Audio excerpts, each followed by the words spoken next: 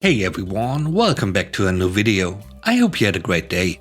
Let's take a look at some new malicious compliance stories, where people conform to the letter but not the spirit of a request. Thank you for subscribing to the channel and for hitting the like button. If you haven't already, why don't you make this the video that you subscribe to the channel? And please don't forget to hit the like button for the algorithm. And now let's start with the first story, shall we? The first story is called Ask My Manager First. I was a young guy, new to the industry. I used to work maintenance in a factory, but after a few years switched to replace the retiring machine workshop guy. Technically a different department, but still closely related. To keep the place running, occasionally I'd still do odd maintenance jobs, fix a bent thing here, replace some bolts there. Just little things, and only when they were more important than whatever else I was doing. For some reason, the maintenance manager took offense to this. Apparently, if I'm going to do a job on the shop floor, I can't just go to help someone when they ask. I need to go ask a manager, meaning come ask my permission and I'll decide if you're too busy. Honestly, the guy was a control freak. Nothing to do with issue reporting, since I still did that anyway. Doing it his way was more important than doing it right, so this wasn't out of character. I basically ignored this. He was never around to ask, and often in the time it took to find him, I'd be done with the job. So cue several more talkings to when he catches me doing jobs, and eventually he threatens to take it further if I keep disobeying this order. Then the obvious solution clicks. A few days later he comes storming up to me while I'm fixing something. Thoroughly pissed, he begins ranting at me about how he's told me time and time again that I need to ask. That clearly I can't listen, and if I can't listen, I shouldn't be doing this job. I tell him, actually, I did ask. No, you didn't. I didn't ask you. I asked my manager. He says it's fine and not to bother him asking about every little job, so just get on with it. Now, is there anything else or can I get back to work? The machine is stood after all. He stood there for a few seconds, starting the first syllable of a word and doing half a hand gesture before cutting himself off, mouth open and closing like a goldfish. Eventually just storming off, pretending that it's all okay. Being new and young, I'd get pushed around a lot. Get stuck doing the bad job that wasn't mine to do, that sort of thing. This was the turning point, where I realized a polite screw off with a reason to back it up does wonders. The next story is called Don't Waste Your Time. I work for a large store that sells many different kinds of construction materials. The other day I had a very impatient woman that insisted that she could buy a few items out of a box that is always sold by the box and never individually. She originally asked a fairly new coworker of mine if she could buy them individually, to which he responded with, "I'm not sure, let me ask my coworker." This is fairly standard for new employees of course, except the moment he turned his back to her, she took the few she had in her hand and began to leave. I told him that we do not in fact sell them individually, so he called her back to him to inform her of this. We led her back over to the products to see if we could help her find something that she could buy individually, when the woman pointed at the box she had taken the items out of and said, "Well, these ones are open, so people must buy them individually all the time." Of course there were none actually missing from the boxes, except the ones she took out. It was just damaged packaging on the others. I was trying to explain that they wouldn't let her pay for the items as they were out of the package, but I was cut off by her. "Well, the boxes are open, so people buy them individually, so I'm buying them individually. Don't waste my time." I warned her once again that she wouldn't be allowed to purchase the items, but she ignored me and kept walking. So I pulled out my work phone and called my cashier manager. I told her that I had a woman coming up to the front of the store with a few items that were taken out of their packaging and could not be sold to her. From what I understand, the moment she got to the cash register, they were telling her she wasn't going to be able to pay for the items she wanted.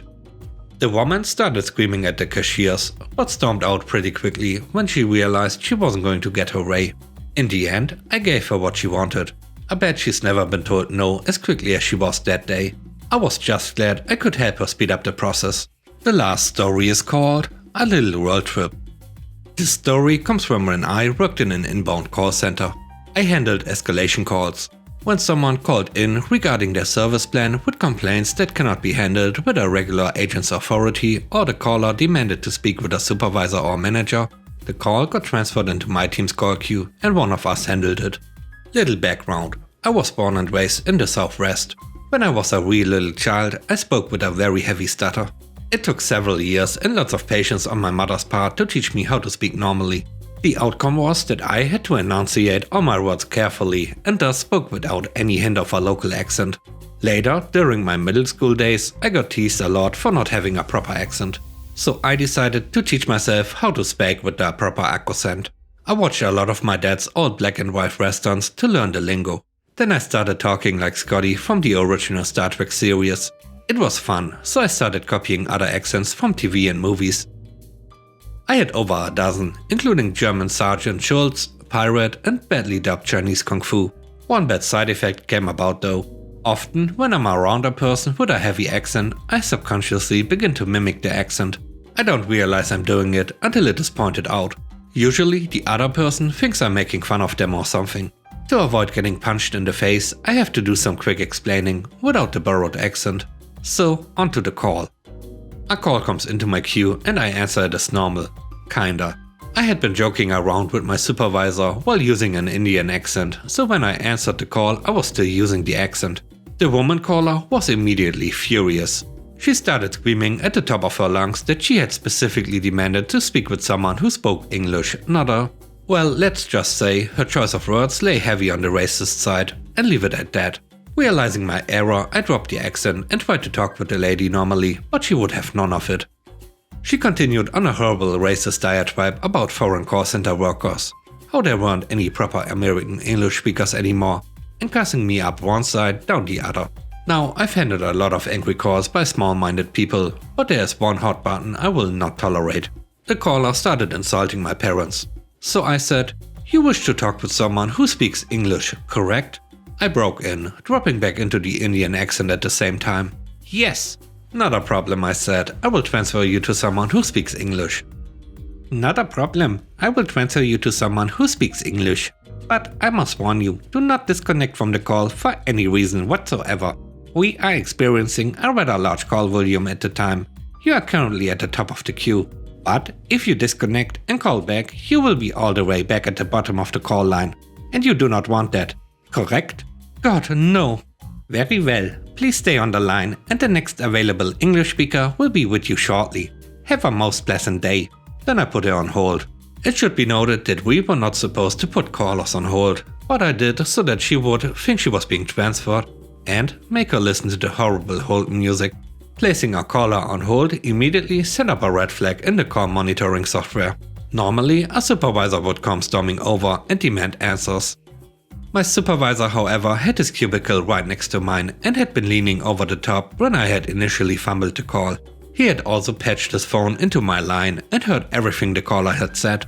"What are you doing?" he asked while smiling a wicked smile. Exactly what she demanded. She wants to talk with someone who speaks English. And that is exactly what she's going to get, I replied with my own grin. After 5 minutes, I took the call off hold and answered with my best Russian accent in place.